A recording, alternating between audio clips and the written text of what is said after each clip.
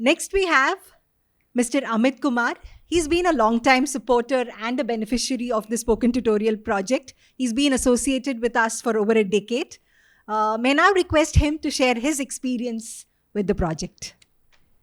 As I've been already introduced, I'm Amit Kumar. I work for Navodaya Vidyalaya Samiti. I'm a PGT Computer Science there, but for last 1 year, I've been deputed to a PMA project run by Ministry of Education in Vadnagar. It's called Prerana. Why I took this project into my classroom? Because I don't only teach in Navodaya Vidyalaya, but I was alumni of Navodaya Vidyalaya also. So as I'm an alumni, so I've faced certain things as Professor Kannan also mentioned about awareness and accessibility. So I had that challenge which I faced as a student, and I wanted to do something for my students. So the same challenges were there in Navodaya Vidyalaya. As you all know that 75% of the strength of the students is rural in Navodaya Vidyalayas, and only 25% are from the urban area. So predominantly they are from the rural area. Exposure is quite less and awareness is less. And second thing is, second challenge was the heterogeneous group. It's not heterogeneous in terms of urban and rural. It's in terms of their learning capabilities. Some were supportive learners, some were very fast and all that. And students from the economically weaker section had that accessibility issue, because everyone cannot afford all those fancy laptop as well as the softwares, the paid version of softwares. So proprietary we call it. So I had those challenges at my time. So in 2014, precisely April, I just came across this spoken tutorial project in NCERT during a workshop where Joint Director CIET told about this, and he introduced the concept of FOSS, free and open source softwares. And I was so amazed. And he also shared one article from Professor Kannan. It was published in a journal. So that actually tinkered me, because it was not the content which I was thinking first. I was thinking about the intent of the person, that he wanted to make a difference in the lower pyramid. 95% of the people who don't have access to the technology. That attracted me. And I immediately thought that this project may address the challenges in my classroom, in my school, and I can bring my rural learners at par with the urbans, and I can address the issue of heterogeneous learner also, supportive, medium, fast, everything. And also I could have them inculcate those skill which can fulfill the real purpose of education. Because some people say that Aristotle told that education is not only filling up a vessel, it's igniting the spark. So it's the same thing, that the purpose of education is to actually make the student to learn how to learn, as he mentioned. Learn how to learn. Once they do it themselves, and then they get that confidence, they get empowered that they are now equipped, they can learn anything. It also attracted me in this project. I implemented the project in my school. I was working in JNVT Hogue, Shimla at the time, and we conducted few workshops. Obviously, he explained all those things, that all those audio video tutorial things, how it shaped the students' self-paced learning program. To me, it was very exciting, because my slow learners can actually slow down the pace, or they can revisit a video and all that. And my fast learner, the brighter ones, they can actually learn more softwares and they can explore themselves beyond the curriculum. Because I initially chose those courses which was aligned with +1 and +2, the grade 11 and grade 12 CBSE curriculum, like C++, C, and as well as RDBMS. So even then I found it very exciting, and I moved to the lower part, like the basics, LibreOffice, all those things. I moved down to the 9th grade, 10th grade. It was all fun. As he mentioned that in Navodaya, it's a residential school.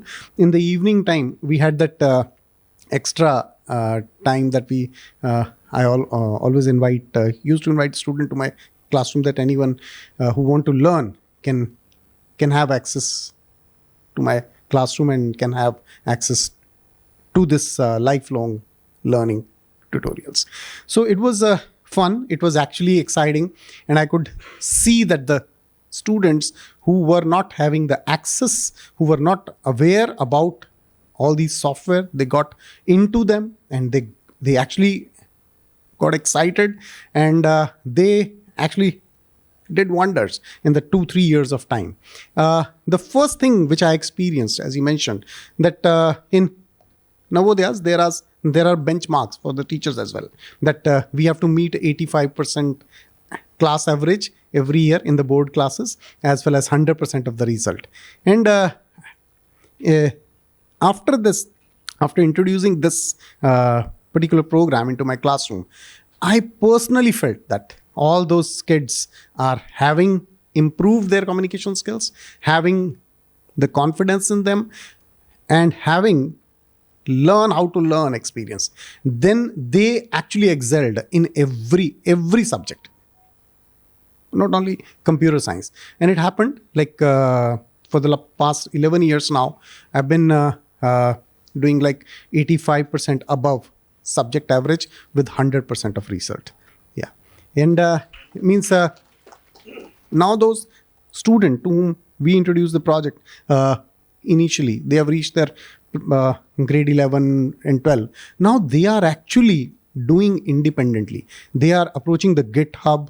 They have that confidence. They are actually reaching that part of, they are reaching the dark web also, but they are constructively working to fight the cybercrime also. So there are many examples to be shared, but the spark was ignited when they were young, right? So it is a thing. Sir has already told this, that blended learning was my way in order to bridge the gap between my bright and supportive learners. We actually provided them the space to learn, and provided them the opportunity to learn on their own pace and beyond the textbooks. And we also advocated that. We organized workshops, we organized classroom transactions using spoken tutorial, online as well as offline material, because internet was issue in the winter days during snowfall days. So we had those offline tutorial helping us. So we also advocated the same in the local newspapers, and student getting certified. It also helped actually in many ways. It actually created a positive environment in the whole school ecosystem. Beyond the 4 walls of the classroom, we could actually reach to the community, and then with his support, we established a resource center. Jawahar Navodaya Vidyalaya, Shimla was the first resource center at the school level anywhere. So it was amazing. So our resource center could actually serve the purpose to all the neighboring school. We organized many workshop on weekends. I went personally to many surrounding schools and took many orientation lectures. This is St. Edward School in Shimla, whose pictures you can see up there. So I was introducing FOSS. I was talking about the spoken, the opportunity. And it was then I got the National ICT Award for all these efforts I've been doing from the President of India in 2015. It was only 3 years of my government service when I got that. And then, luckily, after getting that particular award, in the same month, Professor Kannan was there in NITTR, Chandigarh. I met him. And one of our common contact, Tanveer Singh, he made somehow arrangement of the meeting with him. And I went to thank him that this is how I did with the project in my school, in my surrounding, and it's happening. So he was just carrying a laptop, and he was just showing me how easy it is to make those small tutorials, and he was actually showing me the basics, how it is done. I was seeing that he was so excited still, that he like lakhs of students have been trained, and he's coming to me with a small laptop, that 10,000 rupee laptop he came with. It is so light, Amit. You can see this. I can record my voice. It is so simple. I think Qasim, it was a software. So it wasn't the content anyway, it was the intent of the person, right? It is actually the intent. He was excited at that time also. He was looking to reach out to maximum people. Then I asked, sir, what to do ahead? He said that widen your horizon.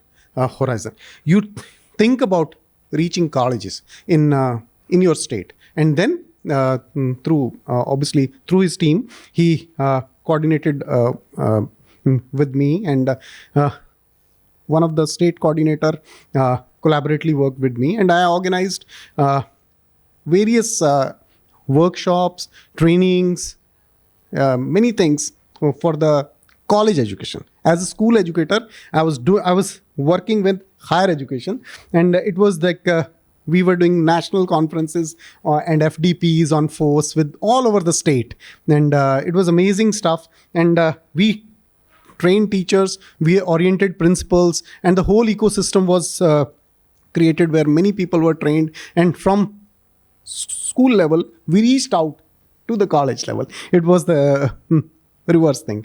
So it was amazing. And then I reached out to various states, neighboring states like Punjab, Haryana, through NITTR and many other workshop and lectures as a resource person about STIITB.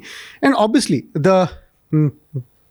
as you mentioned, it was recognized at many levels. Fulbright Distinguished Award for International Teachers was one of them, 2021. When you can read my project proposal.